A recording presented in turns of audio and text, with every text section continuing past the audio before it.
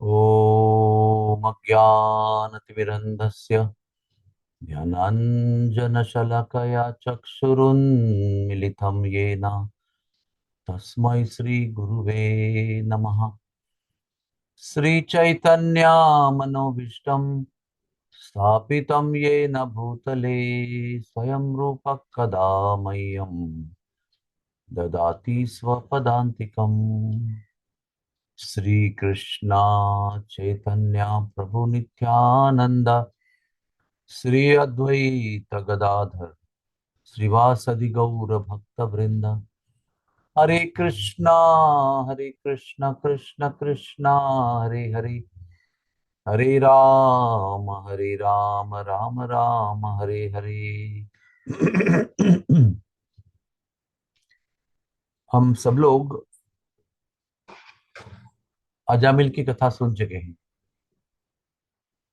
कि कैसे भगवान ने अजामिल को बचाया। तो अजामिल पर संकट आया। अजामिल के सामने यमदूत प्रकट हो गए और वो भयंकर दृश्य देखकर उसने अपने पुत्र को पुकारा। तो इसमें हम देख सकते हैं कि अजामिल संकट में था और उसने भगवान को नहीं पुकारा, उसने अपने पुत्र को पुकारा। और वो पापी भी था।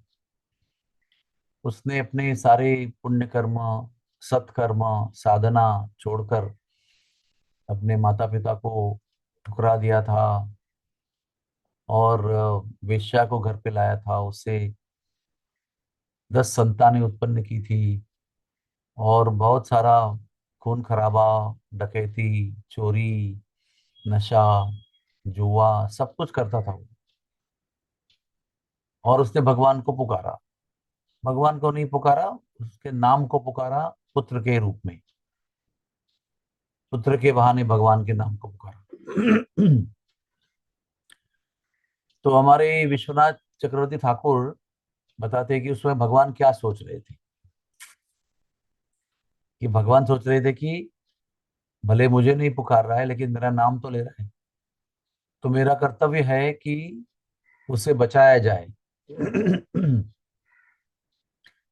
और अप्रत्यक्ष रीति से भी उनको पुकारने के लिए, उनको पुकारने वाले व्यक्ति को उन्होंने विष्णु दूतों को भेजा, उनके पास भेजा और यमदूतों का संकट दूर किया और उसको और एक बार जीने का मौका दिया, पश्चाताप करने का मौका दिया और एक बार सुधारने का अवसर दिया। तो हम क्या देख सकते हैं इसके अंदर कि ना भगवान को पुकारा, ना कोई शुद्ध जीवन था, फिर भी भगवान का नाम इतना प्रभावी है कि वो भगवान को विवश कर देता है उस व्यक्ति को बचाने के लिए जो व्यक्ति उनको पुकार रहा है। तो अगर हम शुद्ध जीवन जिएंगे, 4 नियमों का पालन करेंगे और भगवान का नाम लेंगे, शुद्ध जीवन, पवित्र जीवन जिएंगे, पाप रहित जीवन जिएंगे और बच्चे का नाम है इसलिए नहीं पुकारेंगे, प्रत्यक्ष पुकारेंगे, तो भगवान कितना सुनेंगे। ये जो लीला है अजामिल की, इसमें हमको ये पता चलता है कि भगवान सुनते हैं। भगवान उनको डायरेक्टली या इनडायरेक्टली कोई पुकारता है तो वो सुनते हैं, ये इसका प्रूफ है। और अगर हम शुद्ध जीवन जिएंगे, प्रत्यक्ष भगवान को पुकारेंगे और ध्यान पूर्वक, भाव पूर्वक पुकारेंगे, तो वो कितना सुनेंगे और वो कितना ऋणी रहेंगे हमारे लिए। हम लोगों को देखना यही है कि हम जितना हो सके उतना पवित्र जीवन जिए और रोज सवेरे उठकर उनको पुकारें। और उनको पुकारते समय 50 चीजों का ध्यान न करें, असहाय होकर पुकारें। जैसे बालक अपनी माता को पुकारता है, तो बालक अपनी माता को पुकारता है तो वो माता जो है वो सब कुछ छोड़ के भाग भाग के आ जाती है।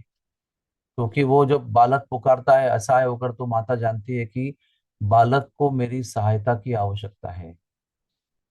तो जब वो देखती है कि मेरे बालक असहाय होकर पुकार रहा है, तो माता रुक नहीं सकती अपने आप को, माता भाग के आ जाती है। उसी प्रकार से अगर हम भक्त बनेंगे, साधना करेंगे, चार नियम पालन करेंगे, तो भगवान का हमारे लिए आना और हमको बचाना निश्चित है। तो हम सब लोग अभी बड़े प्रेम से भगवान को पुकारेंगे, ये प्रण करेंगे कि हम शुद्ध जीवन जिएंगे, हमारे जीवन से पाप नष्ट हो जाएंगे और हम नष्ट कर देंगे।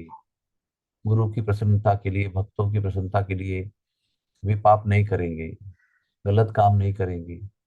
तो जितना हो सके उतना हृदय से रोज भगवान को पुकारेंगे। हरे कृष्णा कृष्णा कृष्णा हरे हरे, हरे राम राम राम हरे हरे।